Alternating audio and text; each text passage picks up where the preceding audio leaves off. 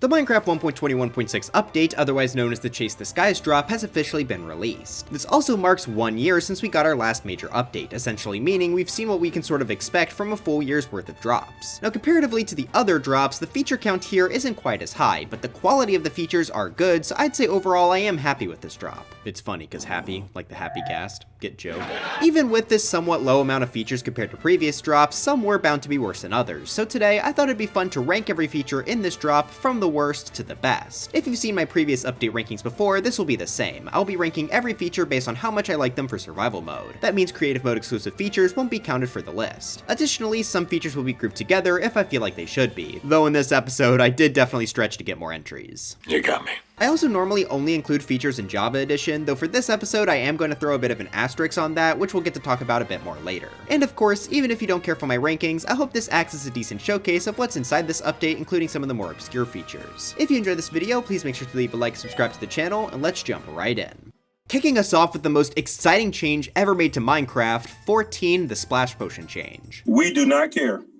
I'll be honest, I don't fully understand what the change exactly means here. According to the wiki, splash potions will now give you a different effect length based on how far away the splash impact was from your hitbox. Now, I've been playing Minecraft for years, and I was pretty sure this is just how it always worked. In fear that I was being gaslit, I did a bit of extra research to see if this was actually a change, and I think I found what exactly the update is here. The amount of time you get from a splash potion is now calculated based on how close the edge of an entity's hitbox is from the potion's impact, rather than the center of their hitbox. Before this update, even if you directly hit a mob with the splash potion, they wouldn't get the full duration of the effect since the impact didn't happen on their hitbox center. Now though, if a mob or player is hit with a potion, they will get the full duration of the effect. Now while that might sound nice, in the end this basically amounts to getting maybe a few extra seconds on splash potions. I highly doubt this will be much of a game changer. It will likely make farms that use the infested effect slightly more effective per potion, but it will barely be noticeable. 13 carrot changes. Carrots can now be used to tame, heal, and grow up horses, donkeys, and mules.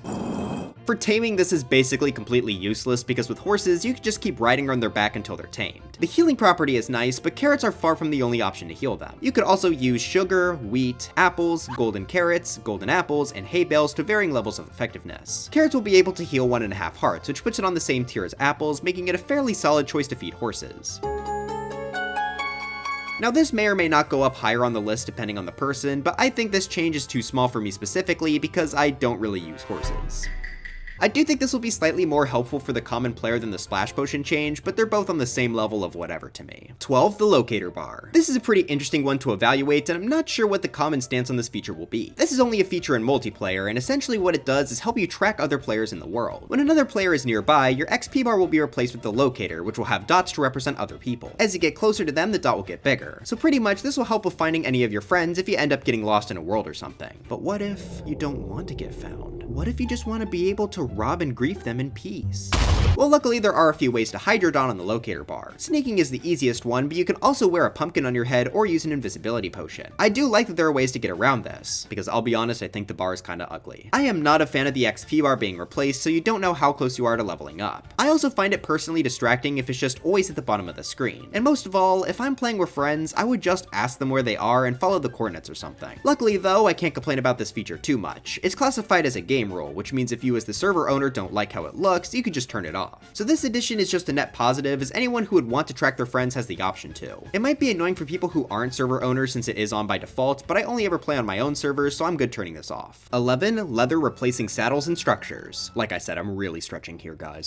This goes with a different change we'll see a bit later, where we won't need to get saddles from structures anymore. Specifically, this affects the loot in dungeons, ancient cities, desert temples, jungle temples, and strongholds. Now that's not every structure saddles can normally be found in, but it is a large majority of them. In these structures, you can now find leather in stacks of 1 to 5, which means you could end up getting more leather than a saddle would normally be worth. Now, do I think this is really a necessary change? No, not really, but leather is a lot more useful than saddles for stuff like books and item frames, so in the long run, this would probably help a little bit. Especially in the later game, because what the hell am I gonna do with 12 saddles? 10, lead snapping distance. This has now been increased to let us move farther away from a leaded mob without the lead breaking, which makes the mob a little bit easier to move. Initially, before the update, it only went up to 10 blocks, but now it's 12. 12. Yes, this is a minor change, but moving mobs is always a headache, so any help is appreciated. This also goes well with a lot of the other lead changes we'll see in a bit. 9 shear changes. Despite me wanting to stretch out the features as much as I can, I decided to still group all the shear stuff together. Essentially, this update gave the tool more uses when it comes to mobs with equipment. Using shears, you can now remove saddles, harnesses, horse armor, and carpets. Now, while that may sound cool, you may want to hold your horses. Horse. Most of these literally don't matter because you could just ride the mob and take it off then. Granted, that's not always the case. The harness, for example, you can't get back normally since the happy ghast doesn't open an inventory, so using shears is the only way to get the harness. Same thing goes for striders in case you want to get your saddle back after putting it on one. What's probably the most useful shear change though has to do with leads. Now you can use shears on a mob to snip them off a lead, which is very helpful due to the lead's new mechanics of allowing mobs to attach to each other, which we will talk about a bit later. Shears are pretty much the only way to reasonably detach them, so they are now a pretty essential tool for mob transport. Additionally, this now allows dispensers to unleash mobs as you can put shears inside and it'll break leads in front of it. I'm not exactly sure what that could be useful for, but I'm sure the redstone community will find something. I made a camel drop minigame. Why am I so bad? 8. Music toast and frequency. This is probably the hardest one to rank as it's the one that technically affects gameplay the least. We are right on the border of features that are actually important in this update though, so I decided to place this here for now. Essentially in the menu, you now have 2 options regarding music. The first is how frequent music plays, and the second is if a toast will appear on screen whenever a new song starts. I really appreciate the addition of both of these features as they're great quality of life improvements even if I don't use them a ton. I'm personally someone who doesn't usually have Minecraft music on while I play, but when I do, it'll be nice to know what the song is actually called. Minecraft has the problem of having one of the most iconic soundtracks in gaming, but outside of the music discs and a few standout tracks, most people don't know the song names. Obviously that's fine in-game, but if you ever want to find a song later, it can be a bit of a pain looking through the entire soundtrack before you find what you're looking for. This should hopefully help people learn the name of the songs they like a little bit more. I also appreciate that you could pause the game and see the music toast at the top left at any time, even after it goes away, in case the song really starts to hit partway through. Again though, this won't really affect gameplay itself, but I like the feature, so I decided to place it here on the list. 7. Lead crafting recipe change. Now we are starting to get to the features that will actually have a bigger impact on a world. Leads were a big focus of this update, so them getting a new crafting recipe to make them a bit cheaper is nice. Initially, they required 4 string and a slime ball to craft, but now the slime ball has been murdered. Instead, you just need another piece of string, which probably makes a bit more sense. Now, in all honesty, I didn't think this would be a big change since I usually used wandering traders to get leads. Don't ask how. But in my latest survival world that I started a few weeks ago, I was not able to get a single wandering trader to spawn, nor did I have any swamps nearby, so I really could have used this new crafting recipe sooner when moving villagers and such. Of course now I don't really need it, but I guess those will help for the next world. 6. Saddle crafting recipe. After years of people begging, the saddle now has an official crafting recipe in the game. To make it, you need 3 leather and 1 piece of iron, making it a much easier resource to obtain. That is especially important since saddles are always meant for early game travel, so locking saddles behind stuff like structures and fishing didn't make a ton of sense since a lot of people might just miss it. Now again, for me personally, this isn't a huge change since I don't use horses much, but I can definitely see this being super helpful for other people. I decided to put this above the lead even if I would probably craft that more, just because the saddle never had a recipe. 5. The dried ghast. Now no, this isn't the happy ghast itself, I just wanted to talk about the dried ghast as a block. I told you, I'm stretching. This guy is basically the gateway to getting to the happy ghast, and there are a few ways to obtain it. The one I suspect most people will do is find it sitting in a soul sand valley, which you can pick up with any tool and transport it from there. If you have a world from before the update though, don't worry about having to find new land as there are still 2 other methods to obtain it renewably. You can craft it using 1 soul sand and 8 ghast tears. Kind of crazy that you can just craft life, but I guess ghast tears are used in regen potions and the end crystals to respawn the dragons, so I guess there's some lore there. Someone call MatPat after he's done running for president. And the final method to obtain dried ghast is piglin bartering. I hate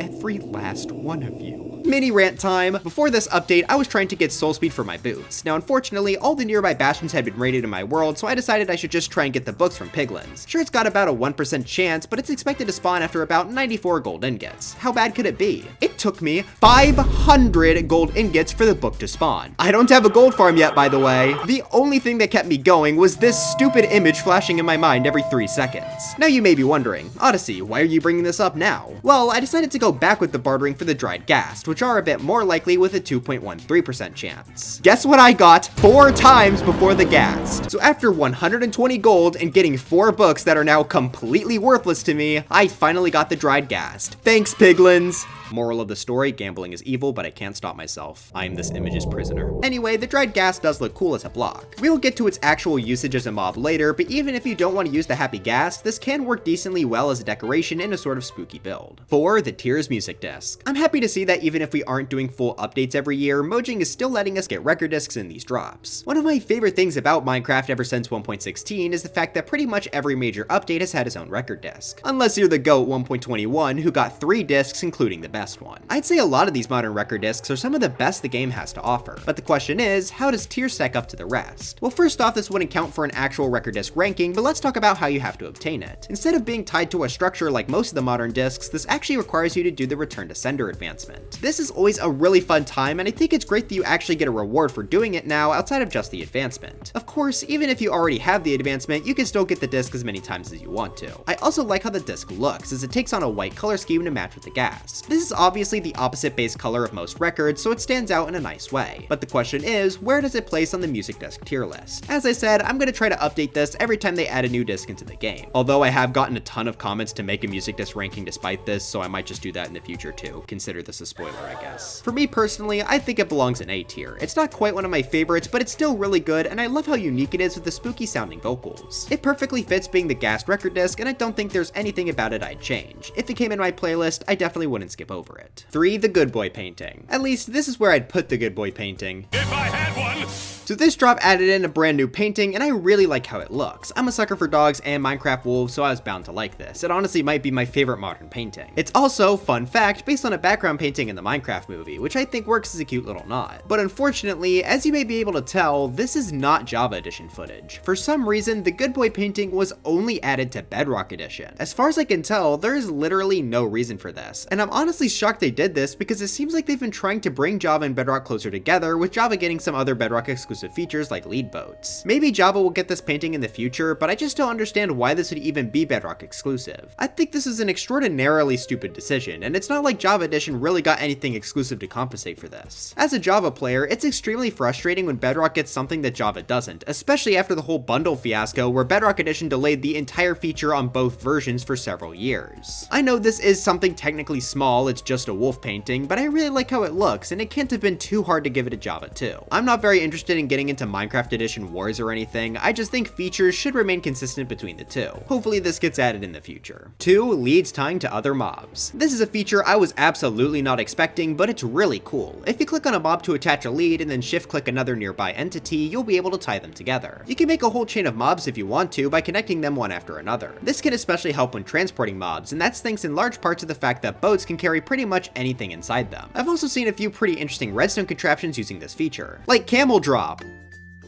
I just can't do it. I can't. I really look forward to seeing what people come up with for this feature in the future, as I think it's got some of the most room to expand upon out of any feature in this video. It's definitely a more technical addition, but I think a lot of casual players can get use out of it too. There's also another very important reason this is helpful, but I'll have to get to that in just a second. Before we move on to number 1 though, I did want to mention another lead change in this segment as well. Previously, if you had a mob tied to a fence, clicking the lead knot would just cause the lead to snap. However, in the new update, the lead will actually stay attached to the mob and you'll now be holding it. This is so much more useful because most of the time you get a mob off a fence, you want to try and reattach them right away. With mobs like the happy ghast who have potential to run away really quickly, this is nice to have so you don't have to scramble around for the lead. Don't worry if you want to break the lead like you could before though, you could just punch the fence and the lead will snap just fine. So I think the lead changes in this update were all fantastic. 1. The happy ghast. The least predictable number 1 of all time. Whoa. Yeah, so obviously this whole update is based around this one mob, so it being on the top was basically the only choice. Luckily for this update, I think they nailed how this guy works. We already talked about obtaining the dried ghast, but to get a happy ghast from that, you have to submerge it in water. After about 20 minutes, the little guy will emerge as a ghast sling, which you can then feed snowballs to grow up quickly into a full happy ghast. This guy acts as a way to fly around the world. To do that, you'll need to craft a harness, which takes wool, 2 leather, and 2 glass. Based on the color of the wool, the harness will also change, which is a nice touch for a bit of customization. Now I know what a lot of you might be thinking. We already have the elytra, which are a lot faster than the happy ghast, so why would we ever want one of these? Well, the happy ghast has a lot of little features that make it useful in different ways. Yes, it may not be as fast as the elytra, but that's actually a bit of a strong suit. That makes the ghast a lot easier to control, which is very helpful if you want to build on something high up off the ground. That's also helped by the fact that you can actually stand on top of the happy ghast, essentially allowing it to act as a moving platform. It's also nice because if you're standing on its head, the ghast won't be able to move, so you don't have to worry about it running away from your build as long as you're on top. Additionally, Additionally, the slow speed is also good for mob transportation. You can move mobs with the elytra, but they have a very high likelihood of randomly snapping and falling down. In the case of the happy ghast though, it moves slow enough to where the lead won't snap. That's also good because the attached mobs won't die of fall damage when you return to the earth. One other cute detail is if you attach a large mob like your mom to the happy ghast, it'll take on the shape of a hot air balloon. This is especially nice with boats as it lets you carry even more mobs. Speaking of carrying more things, the happy ghast is also great as it's able to carry 4 people at once. This is a really nice addition in case you and your friends ever want to travel anywhere. So yes, while the elytra does beat it in speed, the happy ghast works well for building and transporting mobs, which I think gives both features plenty of reasons to use them. I look forward to using this a lot while building in the future, and of the features added in any drop so far, this is one of the best. It's really only battling bundles for the #1 drop feature spot. But as of right now, I can confidently say that the happy ghast is the best addition in the Chase the Skies drop. But anyways, that's it for this video. Do you love finding saddles in jungle temples and hate this update for changing that? Let me know in the comments. Sorry that it's been a minute since the last Minecraft upload. I've been very Mario Kart focused lately since the new game just came out. Don't worry though, I've still got plenty of Minecraft plans if you only watch these videos, so look forward to more of those soon. But before I go, I've got to thank my members being Levi Strux, Alki42, Maidzio2, Nuclear, Cassie Channel, Fred Bear's Diner, Nathaniel B, Seth the Sun Villano, Luma, Blessed Tiger, Yanni the Duck, Wyatt Derpy, Trader Mo, Mevins 2001, Kid Trunks 15, Caddy Shroom, Enchanted Skull, SMA, B Major 2003, Arson the Raboot, Balandor, Puggles Are Fun, Diluted Colors, Cinder CC, Jade Avery, Pruncel Clone, Thicky Reiki, Ingenio TM, CW McCain, Tibby, JubeTube Tesseract, Mr. McMahon 5702, Hippopotamus, Jameson Pageson, Wilbur, Golden Sand 15, Z Frost, Stuffy Ant, Just Text, Concanut Keep, and Christian Flattery Sequel Edition. But anyways, dry bones for Smash, and I'll see you guys next time.